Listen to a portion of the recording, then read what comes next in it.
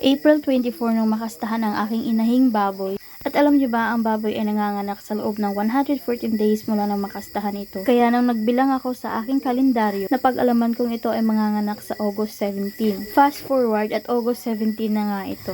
Mahigit alas 4 pa nga lang ito na madaling araw, kaya medyo malumanay pa aking paglalakad yan kasi makakaramdam pa ako ng antok. Kung nagtataka kayo kung bakit ang aga kong nagising yan, kung alam niyo kasi katropa pigs, kung minsan kasi meron talagang mga inahing baboy na maaga nanganganak. Yung iba pa nga kahit 110 days pa ay naglalabas na ito ng babies. Hindi lang ako sure kung mako-consider ba yun as premature, basta ganon. At yun na nga, dahil hindi pa nanganak, napagdesisyonan ko na pumasok na lang sa loob at matulog ulit. Pero bago muna yun, dinaanan ko muna yung puno namin ng dalandan. Kasi manunungkit ako ng ilang pirasong bunga nito. Sobrang alinsangan kasi ng panahon sa amin dito ngayon. Kaya medyo nakakaramdam ako ng pangangati sa aking lalamunan. At nang makakuha na nga ako, dinala ko na ito sa loob ng bahay. At tinimpla na rin ito. Gusto ko kasing uminom muna bago matulog. Kaya hanggang dito na lang muna. Kaya bye! Good morning everyone!